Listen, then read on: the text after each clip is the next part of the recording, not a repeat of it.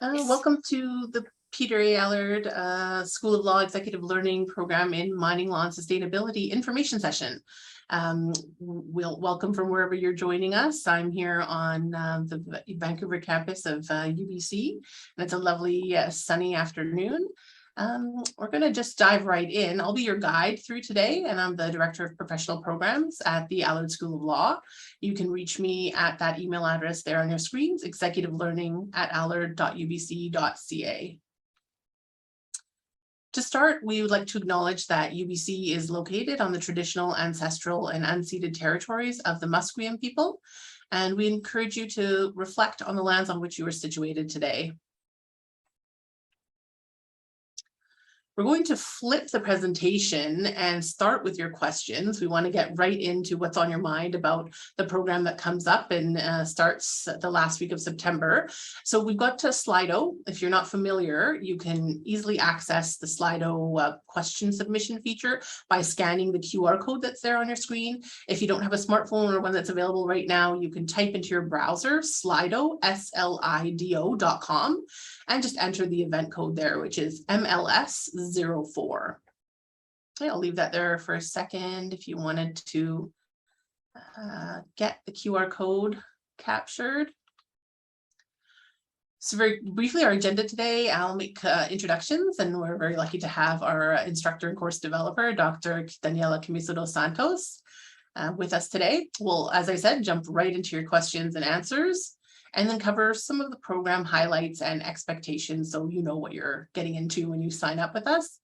We'll have a curriculum overview and a little bit of information on who should take this program and who might benefit the most. And some final remarks. As I said, we're delighted and very lucky to have Dr. Daniela Chimisso dos Santos here with us today for the information session, but also she's our course developer and she'll be the instructor, so you'll get to meet her in the course as well.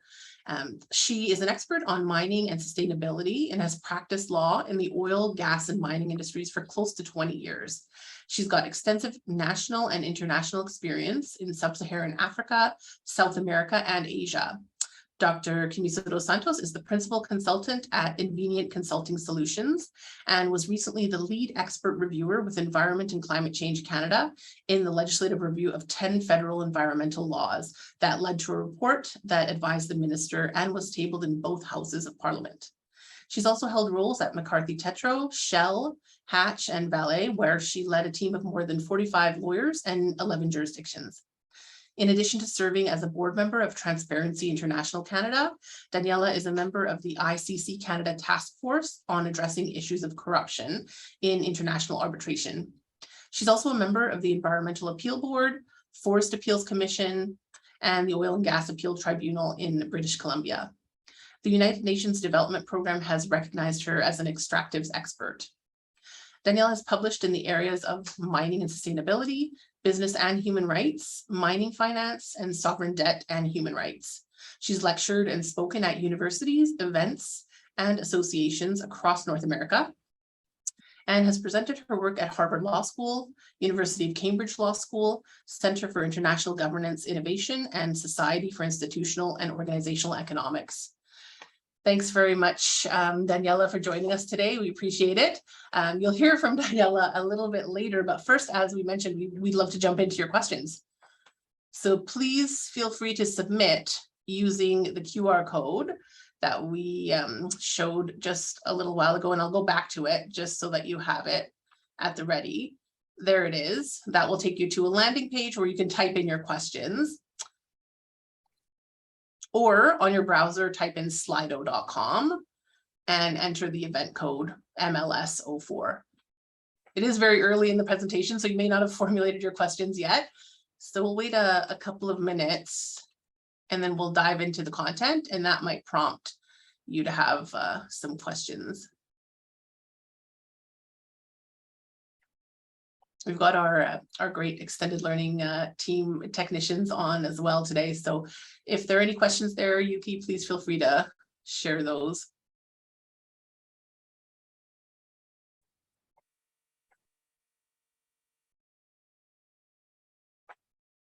There we go. We've got a couple. Okay, so the first one's if I'm not able to attend evening sessions, does that put me at a significant disadvantage? Well, the course is asynchronous, and so that just means that you'd follow along with each module each week and do the readings and complete the quizzes, and there are some discussion components in one of the modules at your convenience. So to work around your work schedules, essentially. New this fall, we will be introducing some live synchronous sessions, but those will be moved around and sort of offered at different times so that we can maximize attendance. So no disadvantage if you can't attend evening or morning or anything like that. You can work your schedule around it. Maybe Daniela, I'll let you dive into the second question. What are the types of jobs to expect after completing the course? Thank you so much, Tanya. And I just wanted to take a minute to first of all thank everybody for being on this call. We really appreciate it, and we're delighted that you're here. And please, if as we go along the next little while, do feel free to ask us any questions if they come up. So just with regards to the type of job to expect after completing this course. So this is a general course on mining and sustainability. And what it does is it provides you with a base with regards to sustainability issues that are today one of the most critical aspects in understanding mining and the mining industry. I'm not sure whether, I think that what it does is that it prepares you for expanding wherever you are in your journey. This is a very hard question because it really depends on what you do today and how then you expect to leverage this course. But ultimately, what this course will provide is the ability to sit down across any boardroom table or across any table to discuss sustainability issues that are at the forefront of the mining industry today. Thank you, Daniela.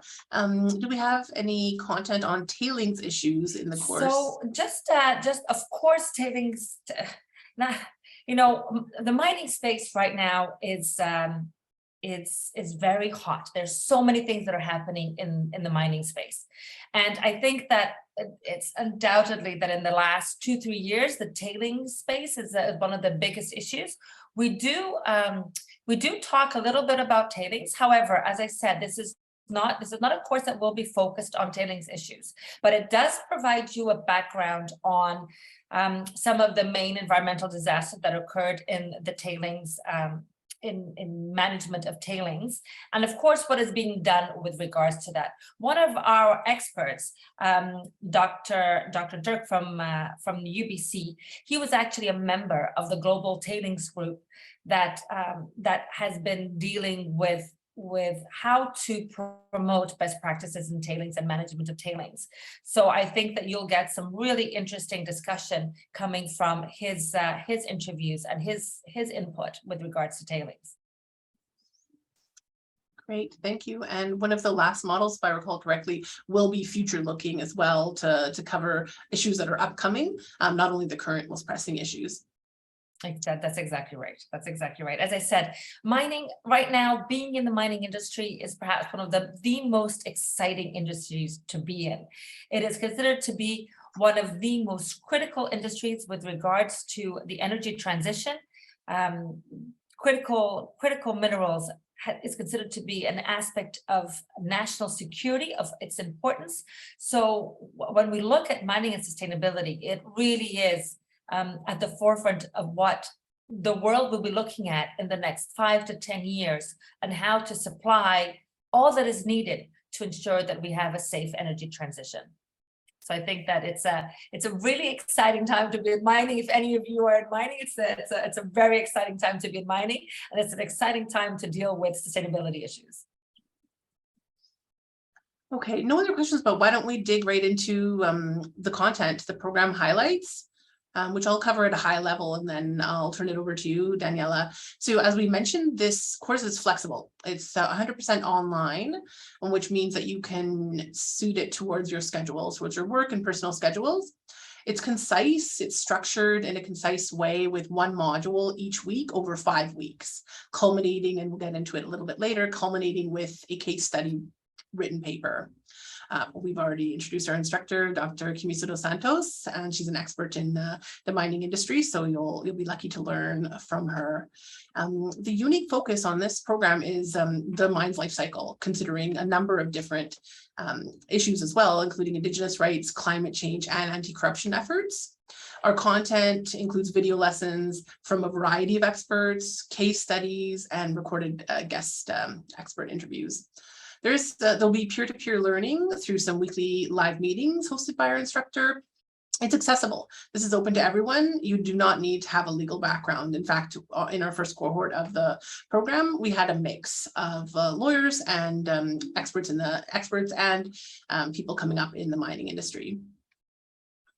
A little bit to touch on what's new this fall based on some of the learnings that we had in the feedback from the first cohort of students. We've designed a robust digital resources library, and really that's just to compile all of the wonderful resources that you find throughout the course into one easy to use spot so that you can reference them throughout the course and take it away as a tool once you've completed the course. We'll have some weekly virtual live meetings, and we'll have more information about that in the run up to the course. There's a streamlined assessment process this time around with weekly quizzes, which really test your knowledge. And those are important to, I'm just getting a note that we've got one more question, so we'll get to that really quickly. So weekly quizzes plus one final case study written assignment.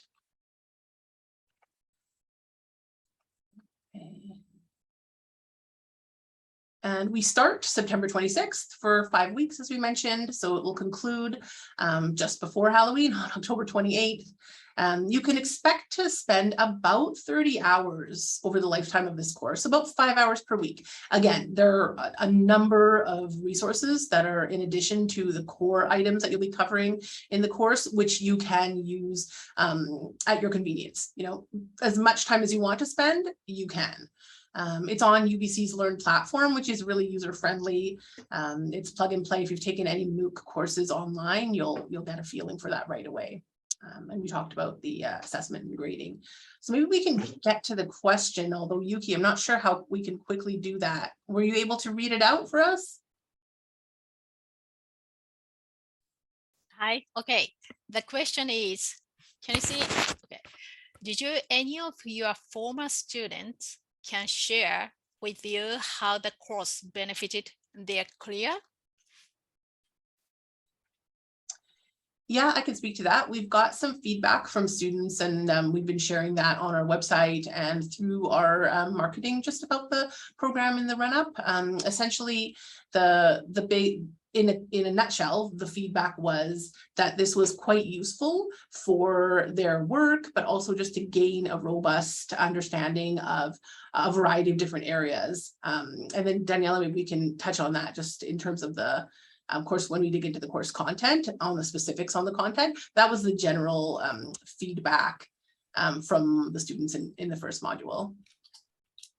And here's the curriculum.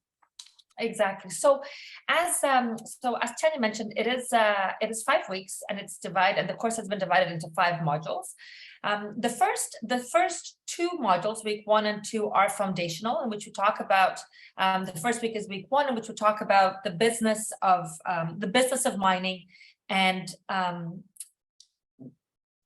not only, well, it's the business of mining, but ultimately we provide a background as to how international law relates to national law, and then how that all applies to 4 specific areas. The first is Indigenous rights. The second is human rights and corporate social responsibility. The third is related to anti-corruption, and the fourth is related to climate change.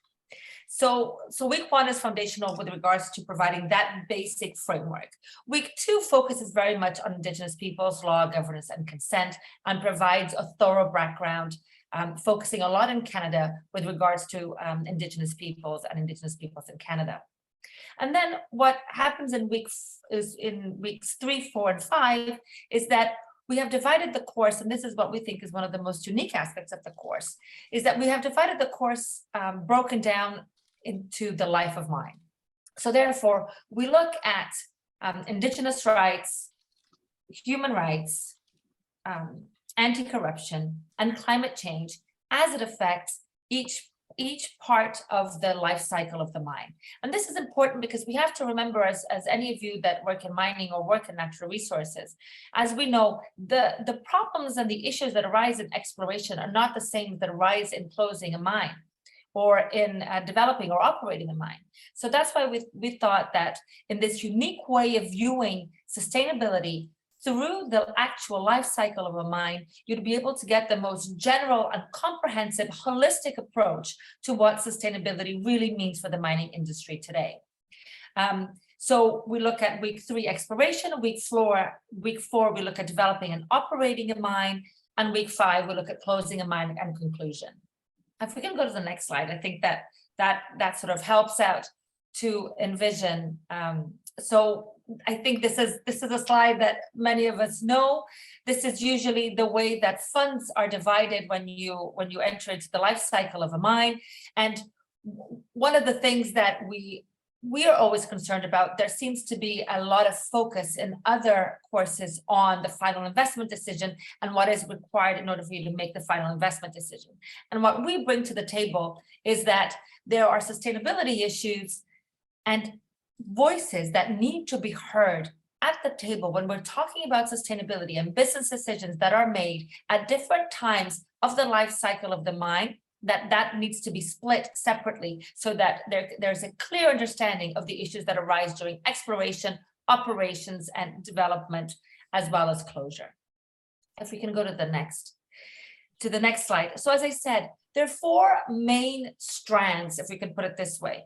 And the way that the modules are divided is that each module actually has 3 lessons. So the first lesson is on the business and law, in which it looks at more what are the issues that arise during that time.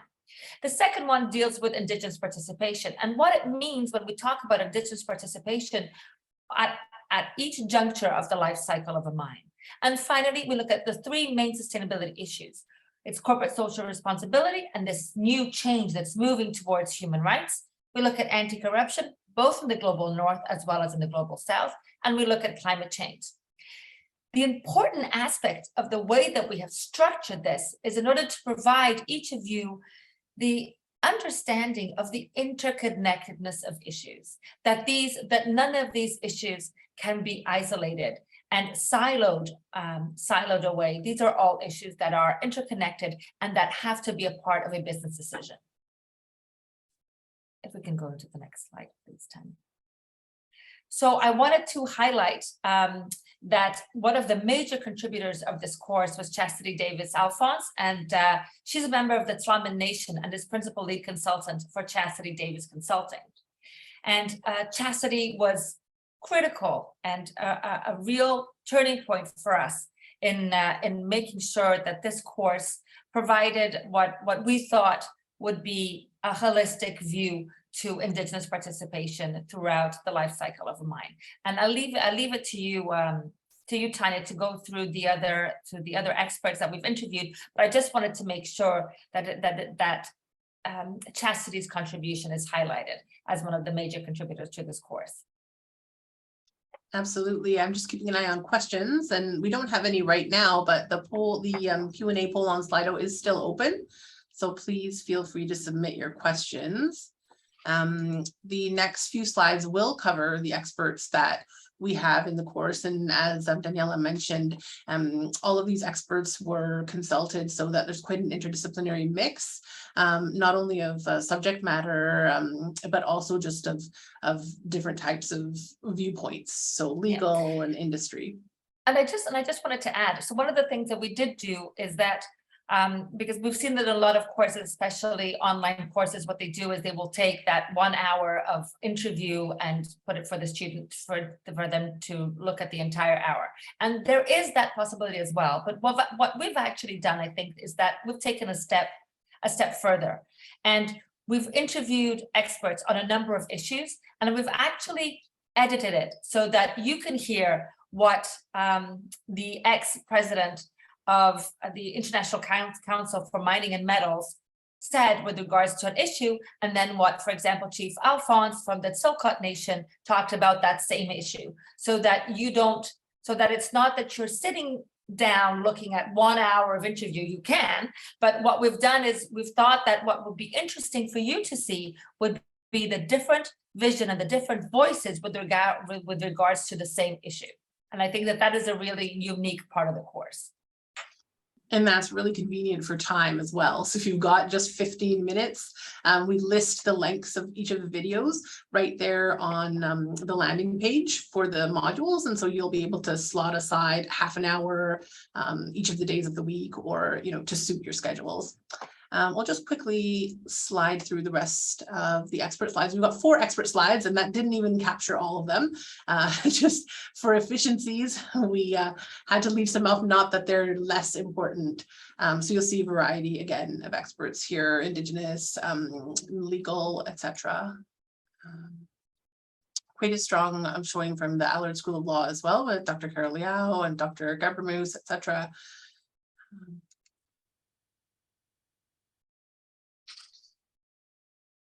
And that's our last slide, essentially our last substantive slide. I don't see any other questions. We have Daniela, did you want to add anything? Because our next slide is a poll about when individuals joining us today are hoping to take the course.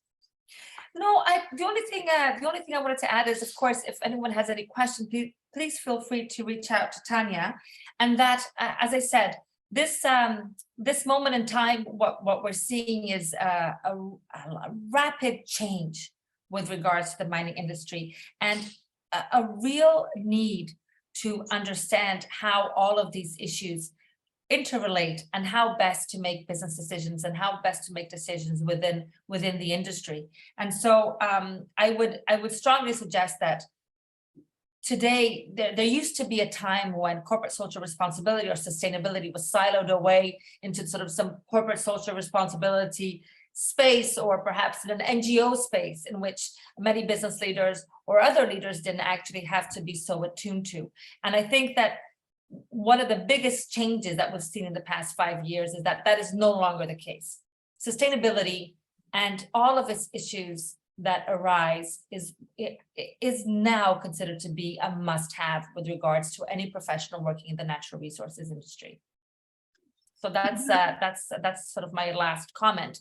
But if there are any other questions, please let us know, and I'd be delighted to answer. And I think the other thing that Tanya mentioned this, but one of the other thing that we added to the course that we think that is a nice addition is that we will be having weekly live meetings in which we can talk about the issues. These are not mandatory meetings. Ultimately, this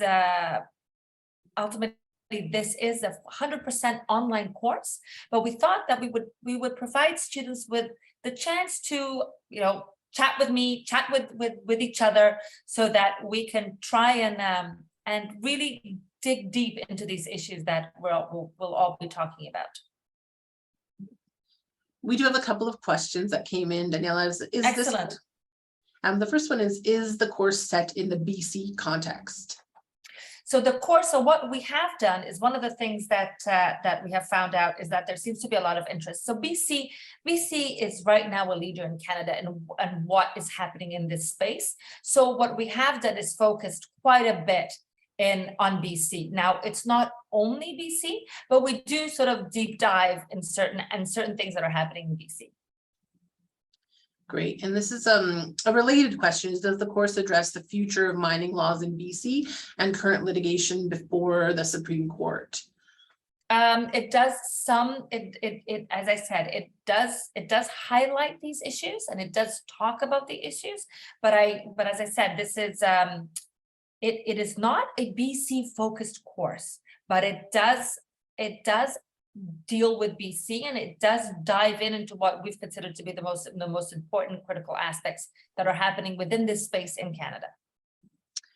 Thank you. And as you mentioned, with respect to the weekly sessions, the weekly live sessions, that'd be an opportunity to perhaps dig into topics of interest to the particular cohort, including, you know, BC litigation, etc. Absolutely. We have a question on what are the tuition fees. We do have a final slide that will cover that as well. Any other substantive sort of content related questions or other items that ideas, questions on your mind? We don't have anything coming in quite yet. So maybe we'll just quickly switch over to the poll. And if you can access the poll using the QR code, or again at slido.com and join at hashtag MLS04. We're just interested to know, when do you hope to take this course? Would it be September when we start, the last week of September, or at some point later? We'll keep it open for about a minute so we can get all of your feedback.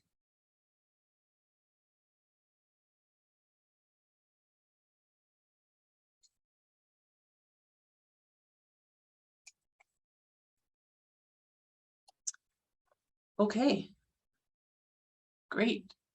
Still have a few participating in the poll. Our internet here on campus is a little slow today, so if you're equally facing those issues, we've got an influx of people, as you can imagine, on September 6th here. Okay, great. It looks like we will be looking forward to seeing a few of you in the course this September. Any other questions? Let me just check my phone here. Nothing in the Q&A. So we'll head over to the final remarks then.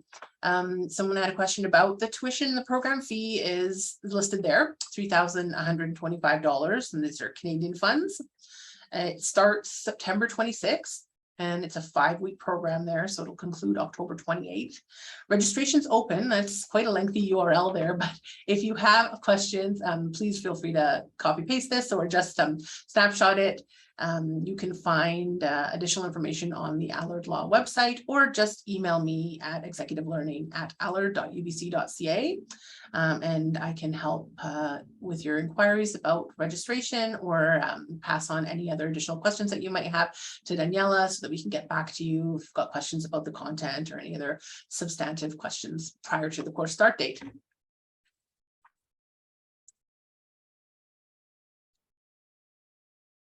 You can also, of course, contact our colleagues at Extended Learning, info.excel@ubc.ca, and they're our wonderful colleagues that run the registration, student services, etc., and online support, excuse me, during the course itself. And so with that, we'll conclude on behalf of myself and Daniela. Thank you very much for attending. We really appreciate your time, and we look forward to welcoming you into the next cohort of the course. Have a great day.